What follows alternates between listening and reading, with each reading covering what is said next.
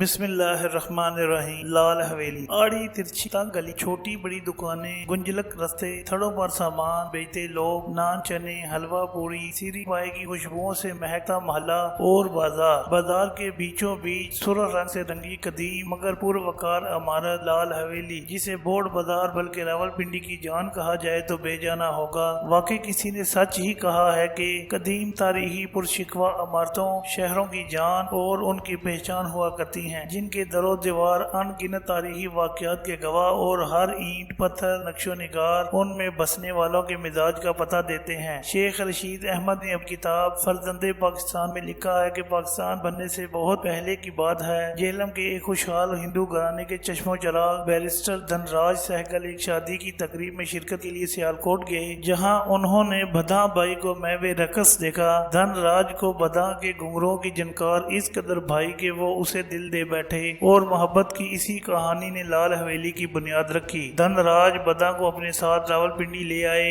اور بہڑ بازار میں ایک شاندار حویلی بنوائی جو سہگل حویلی کے نام سے مشہور ہوئی۔ تقسیم ہند کے وقت بیرسٹر دھن راج اپنے خاندان کے ساتھ بھارت چلے گئے اور حویلی بدھاں بائی کے نام کر گئے۔ بعد ازاں حالات سے تنگ آ کر ایک روز بدھاں بائی بھی وہاں سے چلی گئیں اور طویل عرصہ گمنامی میں رہنے والی سہگل حویلی ایک کشمیری خاندان نے 2,18,000 روپے میں خرید لی، جو بعد میں شیخ رشید احمد کو 5.5 لاکھ روپے میں فروخت کی گئی۔ شیخ صاحب نے اس پر کشمیری لکڑی سے کام اور سرخ رنگ و روغن کروایا، نیز سہگل حویلی کو لال حویلی کا نام دے دیا۔ یوں اس حویلی میں جہاں کبھی رقص و سرور کی محفلیں سجتی تھیں، شطرنج سیاست کی بساط سجنے لگی۔ شیخ رشید کی زندگی پر نظر ڈالیں تو طالب علم رہنما، بلدیاتی سیاست میں ان سیاسی رہنما، ممبر قومی اسمبلی اور پھر مختلف وزارتیں۔ 1984 سے عملی سیاست میں سرگرم شیخ رشید زیادہ تر ایک متنازع سیاستدان کی حیثیت سے معروف رہے، جس کی ایک وجہ یہ بھی ہے کہ اپنے تمام سیاسی ادوار میں وہ اپنے ہم عصر سیاستدانوں کے مقابلے میں نسبتاً زیادہ مقبول تھے۔ ایک ایسے نوجوان کا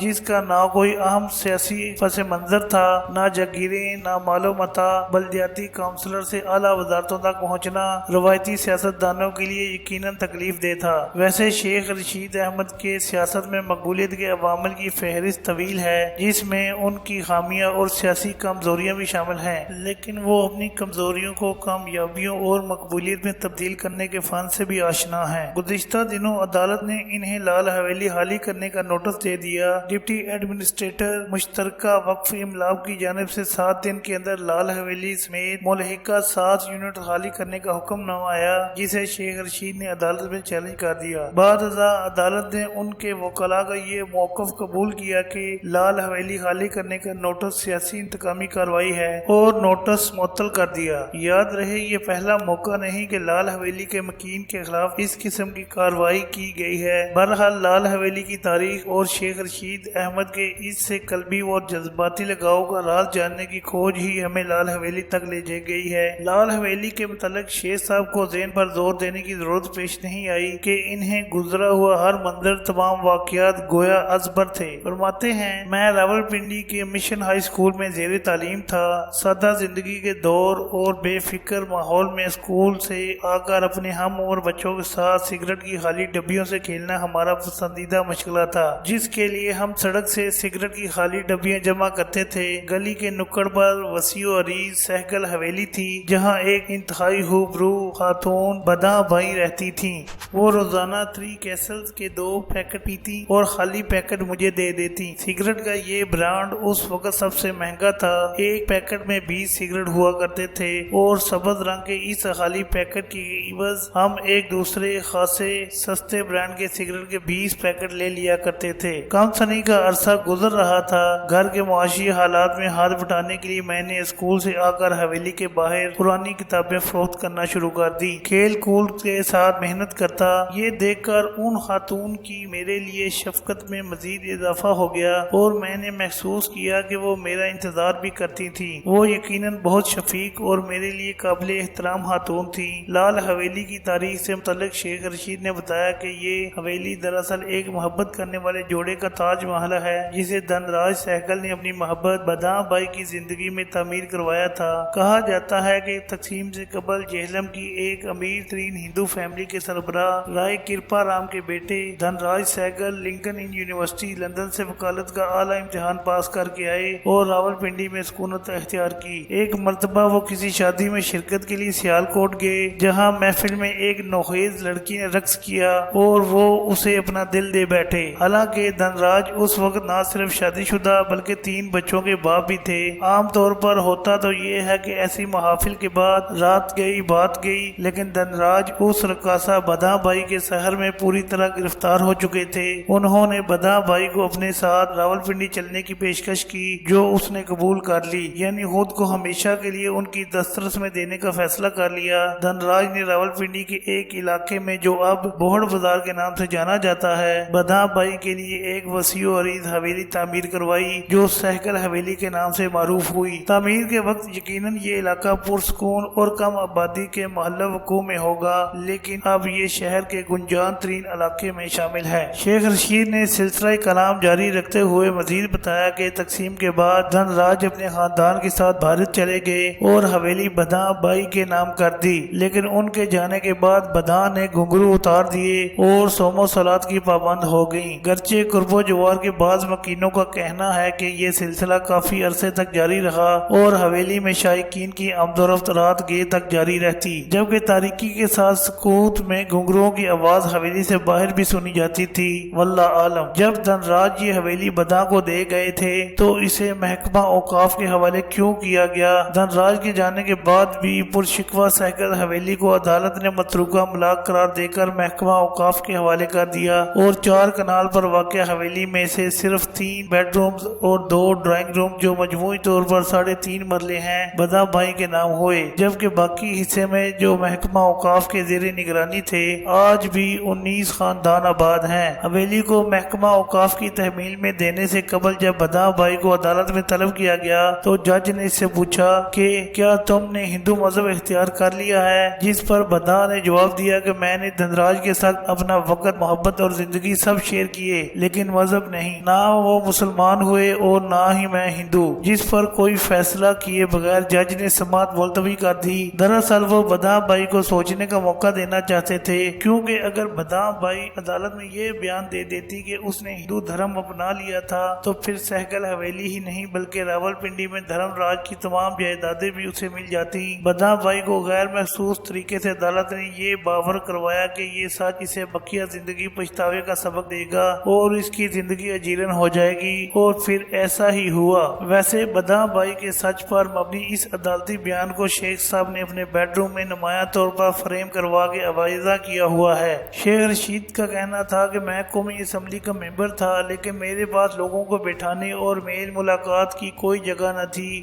میرے گھر بھابڑا بازار کی بیٹھک بہت چھوٹی تھی اور آنے جانے والوں کا تانتا بندہ رہتا تھا، جس سے گھر والوں کو بھی کافی تکلیف ہوتی۔ میں نے سوچا کہ اب کسی ایسی عمارت کو کرائے پر لینے کا وقت آ گیا ہے جو اپنی ایک پہچان رکھتی ہو۔ میری بچپن سے خواہش تھی کہ سیاسی سرگرمیوں کے لیے میرا ذاتی گھر ہو۔ میں محمود احمد منٹو کے گھر میں مسلم لیگ کی گہما گہمی دیکھا کرتا تھا، اور جب چھوٹا تھا تو لال حویلی کو بھی دیکھتا تھا۔ اس عرصے میں لال حویلی کا کئی بار سودا ہوا، بہت سے لوگوں نے اسے خریدا، لیکن ہر خریدار کا یہی خیال تھا کہ یہ منحوس عمارت ہے، یہاں جنات کا سایہ ہے۔ میں نے بھی اس حویلی کو کئی مرتبہ خریدنے کی کوشش کی، لیکن ہر بار لین دین میں چند ہزار روپے کی کمی پر سودا رہ جاتا۔ بہرحال ایک دن حیدر علی میرے معاون مجھ سے پوچھے بغیر اس کا سودا طے کر آئے اور مجھ سے کہنے لگے آ کر یہ حویلی 3 برسوں میں 3 مرتبہ فروخت ہو چکی ہے، اس کے آگے کھلی جگہ ہے اور بالکونی سے خطاب کرنے کا اپنا ہی لطف ہوگا، اس لیے سودا کر آیا ہوں، اب آپ بس پیسوں کا بندوبست کریں۔ ویسے مجھے بھی یہ جگہ بہت پسند تھی، مگر زبانی زد و عام تھا کہ یہاں جنات کا سایہ ہے، لیکن ایسا لگتا ہے کہ میرے قدم جماتے ہی سب جنات ہوا ہو گئے۔ شیخ صاحب نے مزید معلومات فراہم کرتے ہوئے کہا، مجھے یہاں منتقل ہوئے کچھ زیادہ عرصہ نہیں گزرا تھا کہ ایک روز ایک اعلیٰ افسر میرے پاس آئے۔ انہوں نے حویلی دیکھنے کی خواہش ظاہر کی تو میں نے ان کی فرمائش پوری کر دی۔ وہ حویلی کے مختلف کمروں میں گھوم پھر کے انہیں بغور دیکھ رہے تھے، لیکن ان کے قدم بوجھل اور آنکھوں کے آنسو رواں تھے۔ میرے کچھ پوچھنے سے قبل ہی کہنے لگے، یہ میرا آبائی گھر ہے، میں اس پوزیشن میں نہیں ہوں کہ دنیا کے سامنے اس حویلی کے ساتھ اپنا تعلق بیان کر سکوں۔ شاید میری والدہ نے اس لیے خاموشی اختیار کر لی تھی کہ وہ دنیا کو یہ نہیں بتانا چاہتی تھی کہ میں ان کا بیٹا ہوں، لہٰذا میں میں نے بھی خاموشی اختیار کیے رکھی اور کبھی اس جائیداد کا دعویٰ نہیں کیا۔ ماں کا راز میں کس طرح فاش کر سکتا ہوں؟ تب مجھے سمجھ آیا کہ وہ افسر بداح بھائی کا بیٹا تھا۔ بداح بھائی اپنے زمانے کی امیر ترین عورت تھی اور راولپنڈی میں قیام پاکستان سے پہلے واحد خاتون تھی جس کے پاس ایک شاندار گاڑی تھی جس میں سوار ہو کر وہ گرمیوں میں دھن راج کے ساتھ کشمیر جاتی تھی۔ آپ نے حویلی کا نام لال حویلی کیوں رکھا؟ شیخ صاحب کہتے ہیں لال اور کالا رنگ شروع ہی سے میری کمزوری ہے۔ میں نے پہلے ہی سوچ رکھا تھا کہ اس پر لال رنگ کرواؤں گا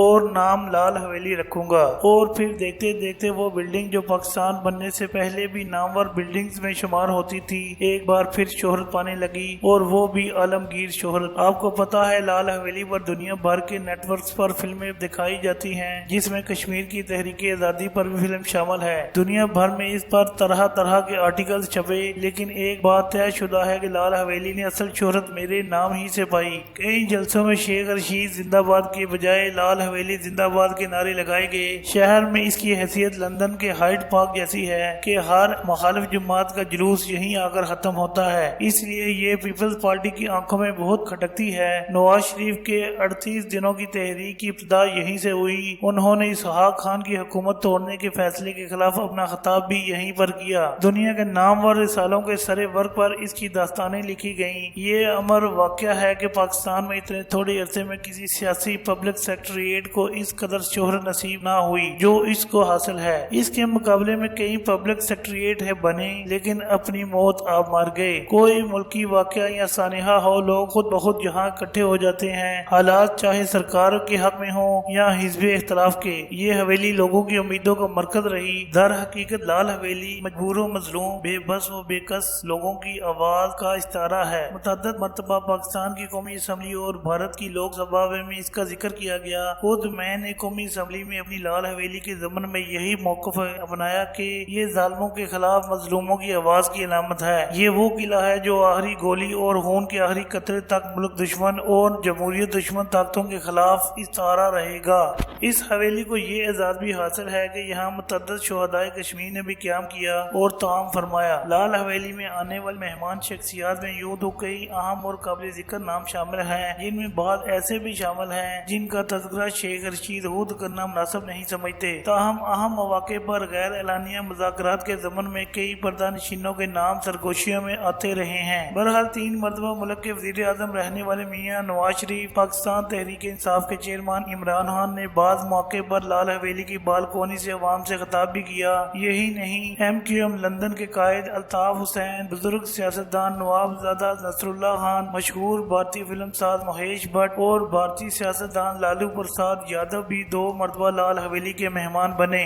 البتہ مقبوضہ کشمیر سے آنے والے بعض کشمیری رہنماؤں کے حوالے سے بھی شیخ صاحب خاموشی اختیار کرتے ہیں۔ تاہم بھارت کے معروف سیاستدان صوبہ بہار کے سابق وزیر اعلیٰ لالو پرساد یادو جب بھارت کے وزیر ریلوے کی حیثیت سے پاکستان آئے تو انہوں نے بطور خاص پاکستان کے جس سیاستدان سے ملاقات کی خواہش کا اظہار کیا وہ شیخ رشید ہی تھے جو اس وقت پاکستان ریلوے کے وزیر تھے۔ شیخ صاحب نے انہیں اسلام آباد میں ملاقات کی دعوت دی تو لالو پرساد کا کہنا تھا، شیخ صاحب آپ کے ساتھ ساتھ لال حویلی کے درشن بھی ضروری ہیں، ہم نے بہت چرچا سنا ہے آپ کا بھی اور لال حویلی کا بھی۔ یوں شیخ صاحب نے لال حویلی میں لالو پرساد یادو کی مہمان نوازی کی۔ شیخ رشید نے بھارتی وزیر کو حویلی کا نہ صرف دورہ کروایا بلکہ سیڑھیوں پر بیٹھ کر اپنے میزبان سے گفتگو بھی کی۔ اب یہ نہیں معلوم کہ ایسا کرنا شیخ صاحب کی درویشی تھی یا احتیاط کے مبادہ ڈرائنگ روم میں گفتگو ریکارڈ نہ ہو جائے۔ اس طرح معروف بھارتی فلم ساز مہیش بھٹ لال حویلی میں شوٹنگ کرنا چاہتے تھے اور اس مقصد کے لیے وہ 6 ماہ تک لال حویلی اپنی تحویل میں لینا چاہتے تھے۔ اس حوالے سے شیخ رشید کا کہنا ہے کہ مہیش بھٹ یہاں شوٹنگ کرنا چاہتے تھے، ان کی خواہش تھی کہ آدھے برس کے لیے حویلی انہیں دے دی جائے اور یہاں کسی قسم کی سیاسی سرگرمیاں نہ ہوں، لیکن میرے لیے یہ مشکل ہی نہیں بلکہ ناممکن تھا کیونکہ یہ میرا سیاسی سیکریٹریٹ بھی ہے اور یہاں عوام بھی مجھ سے ملنے آتے ہیں۔ میں اپنی سیاسی سرگرمیوں کے اس مرکز کو 6 ماہ کے لیے بند نہیں کر سکتا تھا، اس لیے بات نہیں بنی۔ اسی طرح اسلام آباد کی سفارتی کمیونٹی میں بھی لال حویلی کے خوب چرچے ہیں۔ یہی وجہ ہے کہ متعدد ملک کے سفراء اور دیگر سفارتی عملہ بھی لال حویلی دیکھنے آتا رہتا ہے، یہاں تک کہ دیگر غیر ملکی شخصیات کے علاوہ پاکستان میں تعینات ایک امریکی امریکی سفیر کی تصویر شیخ صاحب کے ڈرائنگ روم میں آویزہ ہے۔ شیخ رشید بتاتے ہیں کہ بداں بائی کے بعد سہگل حویلی ویران ہو گئی اور کچھ ہی عرصے بعد اس پر آصف زدہ کا لیبل لگ گیا۔ عدم توجہی کے باعث ٹوٹ پھوٹ کا عمل بھی شروع ہو گیا، چونکہ حویلی شہر کے کاروباری علاقے کے بالکل مرکز میں واقع ہے جہاں آبادی بھی بہت زیادہ ہے، تو بعض کاروباری افراد نے اسے خریدنے کی کوشش کی، لیکن حیرت انگیز طور پر جو شخص یہ کوشش کرتا اس کا انتقال ہو جاتا۔ اس طرح 12-13 افراد مر گئے، اور دلچسپ بات یہ ہے کہ میرے لیے جس شخص نے اس حویلی کا سودا کروایا وہ بھی مر گیا۔ اسی لیے جب میں نے حویلی کو اپنی تحویل میں لیا اور اسے رہائش کے قابل بنانے کے لیے تزئین و آرائش کروائی تو لوگ میرے بارے میں بھی ایسے ہی کسی خبر کا انتظار کرنے لگے، لیکن جب وہاں منتقل ہونے کے بعد میری کامیابیوں کا سلسلہ شروع ہوا تو لوگوں نے کہنا شروع کر دیا کہ شیخ صاحب نے جنوں کو قابو کر لیا ہے۔ بہرحال میں ان باتوں پر یقین نہیں رکھتا، میرے لیے تو لال حویلی خوش قسمتی اور کامیابیوں کا در ثابت ہوئی۔ شہر کے ویرانے میں تعمیر ہونے والی سہگل حویلی نے جب سے لال حویلی کا روپ دھارا ہے تو یہ علاقہ بھی راولپنڈی کے گنجان ترین علاقوں میں شامل ہو گیا ہے۔ وقت گزرنے کے ساتھ یہاں آبادی اور کاروباری سرگرمیوں میں حیرت انگیز طور پر اضافہ ہوا، پراپرٹی کی قیمتیں آسمانوں سے باتیں کرنے لگی۔ اب دن کے وقت یہاں ٹریفک دور کی بات، پیدل چلنے کے لیے بھی راستہ مشکل سے ہی ملتا ہے، تجاوزات کی بھرمار، مکینوں کی نقل و حرکت بھی مشکل کر دی گئی ہے۔ لیکن اس سارے ماحول انتہائی رش میں بھی شیخ رشید مقامی وزیر کی حیثیت سے پاکستان کی جھنڈا لگی سرکاری گاڑی میں دن میں ایک بار تو ضرور یہاں کا چکر لگاتے ہیں۔ ہاں، جب وہ اپوزیشن میں ہوتے ہیں تو پھر ان کا زیادہ تر وقت لال حویلی ہی میں گزرتا ہے کہ یہ ان کی جماعت عوامی مسلم لیگ کا سیکریٹریٹ بھی ہے۔ معروف محقق سجاد اظہر نے لال حویلی سے متعلق اپنی تحقیق میں بعض کرداروں اور واقعات کے حوالے سے کچھ سوالات اٹھائے ہیں۔ ان کا کہنا ہے کہ دھنراج سہگل کا تعلق جہلم سے تھا، اس بات کے شواہد دستیاب نہیں۔ انجم سلطان شہباز کی تاریخ جہلم ہر حوالے سے ایک ضخیم کتاب ہے جس میں جہلم سے تعلق رکھنے والے تمام خاندانوں اور شخصیات کا تذکرہ موجود ہے، لیکن حیرت ہے کہ اس زمانے میں بیرسٹر دھنراج جیسی عام شخصیت جن کی عمارت کے چرچے پنڈی تک تھے، انہیں جہلم میں کوئی نہیں جانتا تھا، اور اگر راولپنڈی سے ان کا تعلق تھا تو اس کے تاریخی شواہد میں بیرسٹر دھنراج یا ان کے والد کرپا رام کا ذکر کیوں نہیں ہے؟ ان سوالات کے جوابات کے لیے راولپنڈی کے پرانے ریکارڈ کی تلاش میں commissioner, deputy commissioner, establishment branch, کچہری، سٹی پٹوار سرکل اور متروکہ وقف املاک بورڈ کے کئی چکر لگائے گئے کہ شاید کہیں سے کوئی ریکارڈ ہاتھ لگ جائے کہ یہ حویلی کس سال بنی، اس کا پہلا مالک کون تھا وغیرہ، لیکن کوئی کہیں ریکارڈ نہ مل سکا۔ شاید انتظامیہ کے پاس سہگل حویلی یا لال حویلی کی فائل موجود نہیں، یا پھر وہ اس فائل کی حساسیت کے پیش نظر اسے خفیہ رکھنا چاہتے ہیں۔ سجاد اظہر کہتے ہیں کہ میرا رابطہ دہلی میں بیرسٹر دھنراج سہگل کے خاندان کے ایک فرد وریندر این سہگل سے ہوا، جو رشتے میں بیرسٹر دھنراج سہگل کے پوتے لگتے ہیں، کیونکہ رویندر کے والد اور دھنراج آپس میں چچا زاد تھے۔ رویندر سہگل نے بتایا کہ ہمارے خاندان کا شمار راولپنڈی کے چند امیر خاندانوں میں ہوتا تھا جن کا وسیع کاروبار اور جائیدادیں تھی۔ دھنراج سہگل نے شروع ہی سے خاصی رنگین طبیعت پائی تھی، ولایت سے بیرسٹری کر کے آئے تھے، اس لیے خاندانی روایات کا پاس بھی نہ کرتے تھے، قسمت کے دھنی تھے، تب ہی لوگ انہیں دھنیا، سیٹھ یا جج صاحب کہہ کر پکارتے تھے۔ دھنراج نے دہلی اور یورپ میں بھی جائیدادیں بنا رکھی تھی۔ ہمارا خاندان قدامت پسند تھا، اس لیے وہ دھنراج کے چال چلن کو پسند نہیں کرتا تھا۔ پھر ایک دن پتا چلا کہ بیرسٹر صاحب نے ایک رقاصہ سے شادی کر لی ہے اور اس کی محبت میں بورڈ بازار میں ایک حویلی بھی بنائی ہے جس میں ساگوان کی لکڑی استعمال کی گئی ہے، جبکہ کشیدہ کاری میں 4 من سونا، چاندی اور قیمتی پتھروں کا استعمال ہوا۔ پھر 7 کی جائیدادیں بھی خرید کر وہاں مندر بنوایا۔ انہوں نے کوشش کی کہ وہ دنیا بھر کی نعمتیں بداں بائی کے قدموں میں نچھاور کر دیں۔ وہ بیلجیم سے اس کے لیے ہیروں کا ہار بھی لے کر آئے تھے۔ تقسیم کے وقت ہمارا خاندان چارٹرڈ طیارے میں دہلی آیا جس میں ہمارے نوکر اور کتے بلیاں بھی شامل تھے۔ دھنراج سہگل بھی آ گئے، لیکن بداں بائی نہیں آئی۔ ادھر بداں بائی بھی اپنی دولت و ثروت کی وجہ سے مسلسل خطرات میں تھی۔ اس نے اپنی بہن کو جو راولپنڈی میں رہتی تھی اپنے ساتھ رکھ لیا، جو بعد میں جائیداد کے لالچ میں اس کی دشمن ہو گئی، اور اپنے ایک سوتیلے بھائی کو بھی سیالکوٹ سے بلا لیا۔ بداں کی بہن نے ایک نو مسلم شیخ ہیرا سنگھ سیٹھ سے شادی کر رکھی تھی۔ ہیرا شیخ کے پاس کافی لوگوں کی جائیدادوں کے کاغذات تھے جو اسے جاتے وقت بطور امانت دے گئے تھے، تو اس نے وہ جائیدادیں ان مہاجرین کو فروخت کرنا شروع चुका दी जो हिंदुस्तान से आ रहे थे। फिर जमा शुदा रकम से सोना खरीदा और जनवरी 1950 में भारत गया, जहां उसकी मुलाकात बैरिस्टर धनराज से हुई। हीरा शेख ने हवेली और दूसरी जायदादें खरीदने में दिलचस्पी जाहिर की और धनराज को बताया कि बदा अब किसी और के साथ रह रही है जिससे उसका बेटा भी होने वाला है, मगर धनराज को उसकी बात पर यकीन नहीं आया। इस केस की तफसीलात जानने के दौरान रावलपिंडी कचहरी से इतना ही मालूम हो सका कि लाल हवेली 4 अप्रैल 1964 को बदा भाई वल्द नबीउद्दीन को अलाट हुई थी, जिसका मतलब है कि उस वक्त धनराज सहगल से होने वाले बदा भाई के बेटे की उम्र कम बेश 16 साल होगी। लेकिन ये सारे किरदार कहाँ गुम हो गए कोई नहीं जानता। रविंद्रा एन सहगल का कहना है कि हीरा शेख ने जब दिल्ली जाकर धनराज से उसकी हवेली का सौदा करना चाहा और धनराज को बदा भाई से बददिल करने की कोशिश की तो धनराज को इसकी बात पर यकीन नहीं आया। वो फौरन रावलपिंडी वापस आया और बदा भाई और अपने बेटे से मिला तो इसे अंदाजा हुआ कि हीरा शेख ने उसकी जायदाद हथियाने के लिए ये फर्जी कहानी गढ़ी थी। धनराज ने बदा को एक बार फिर भारत जाने पर कायल करने की कोशिश की लेकिन नाकाम रहा। बिलाखिर अकेला ही भारत लौट गया। बदा भाई पर कई सर्दो गर्म मौसम आए और गुजर गए। इसका भाई कत्ल हो गया,